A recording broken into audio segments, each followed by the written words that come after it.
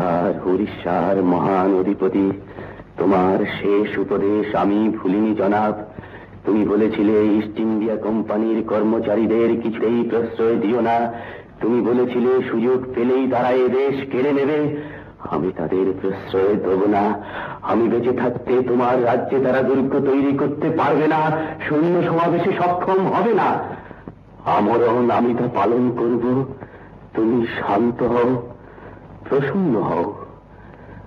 দাদু সাহেব, নবাব আলীবর্দী খান।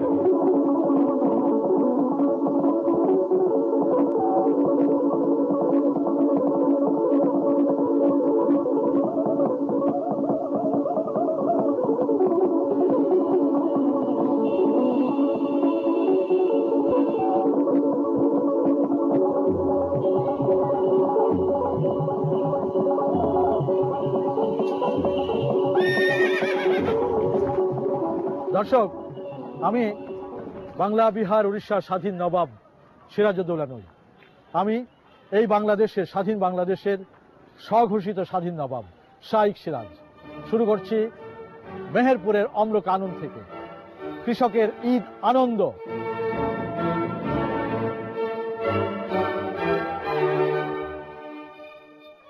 এখানে নবাব সিরাজউদ্দৌলার স্মৃতি, লর্ড ক্লাইভের ষড়যন্ত্রের স্মৃতি। এখানে আজ লর্ড ক্লাইভের সেই ষড়যন্ত্রের দৃশ্য যদি বাস্তবে দেখা যেত, যেমন চিন্তা তেমন কাজ। এলাকার কৃষকরাই এক পায়ে খাড়া। হ্যাঁ, এই কৃষকরাই পারবে সেই ষড়যন্ত্রের মঞ্চায়ন করতে। 1757 সিরাজউদ্দৌলার পতন। তারপর ইতিহাস খুঁড়লে খোঁজ মেলে অনেক কিছুর। হ্যাঁ, এখনো এই বাংলাদেশই আছে নবাবের অস্তিত্ব। এখনো নবাবের রক্ত কথা বলে এই বাংলায়। সিরাজউদ্দৌলার কন্যা সন্তান ছিলেন উম্মে জোহরা। উম্মে জোহরার সাথে বিয়ে হয় সিরাজউদ্দৌলার আপন ভাই ইকরামউদ্দৌলার ছেলে মুরাদউদ্দৌলা। মুরাদউদ্দৌলার ছেলে ছিলেন শমশের আলী খান। শমশের আলী খানের পুত্র সন্তান ছিল সৈয়দ লুৎফি আলী। লুৎফি আলীর কন্যা সন্তান ছিলেন হাসমতারা বেগম। হাসমতারা বেগমের পুত্র সন্তান ছিলেন সৈয়দ জাকি রেজা। সৈয়দ জাকি রেজার পুত্র সন্তান হলেন সৈয়দ গোলাম মুর্তজা, যিনি আমার দাদা। আমার আব্বা হলেন সৈয়দ গোলাম মোস্তফা এবং গোলাম মোস্তফা সাহেবের পুত্র সৈয়দ গোলাম আব্বাস। আমি বাংলার শেষ স্বাধীন নবাব সিরাজউদ্দৌলার নবম বংশধর। আমি আমার বাবা, মা, দাদা দাদির কাছে যতটুকু শুনেছি, সৈয়দ জাকি রাজাকে আপনার ঢাকার নবাব স্যার সলিমুল্লাহ স্যার একটি চাকরির জন্য সুপারিশ করেছিলেন। তখন থেকে আমাদের পরিবারের কিছুটা পরিবর্তন আসে। তার আগে নবাব পরিবারের অবস্থা খুব করুণ ছিল। ইংরেজরা তাদেরকে সময় মতো পেনশন দিত না এবং পেনশন থেকে অনেক কিছু বঞ্চিত করা হতো আমাদের পরিবারকে।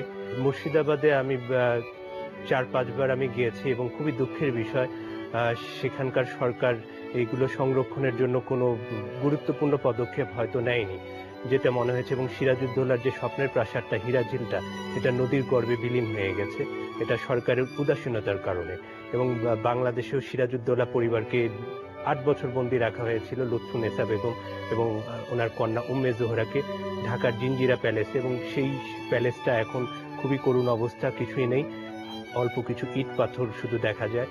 এবং এগুলো নিয়ে পত্রিকাতে আমার পরিবার থেকে লেখা হয়েছে এবং অনেক পত্রিকাতে, কিন্তু এগুলো রক্ষণাবেক্ষণের জন্য কেউ এগিয়ে আসছে না, যেটি খুবই দুঃখের বিষয়।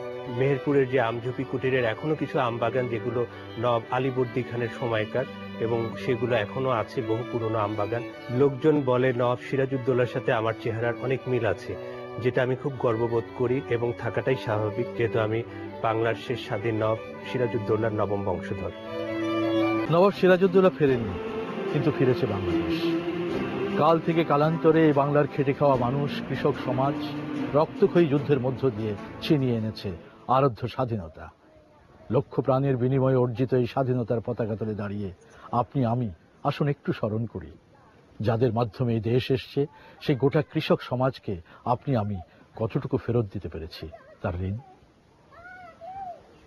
আসুন দেশ গড়ার জন্য আপনি আমি আমরা সবাই এক পতাকা তলে দাঁড়িয়ে একসাথে কাজ করি, একই সুরে গান গাই। আমার সোনার বাংলা, আমি তোমায় ভালোবাসি।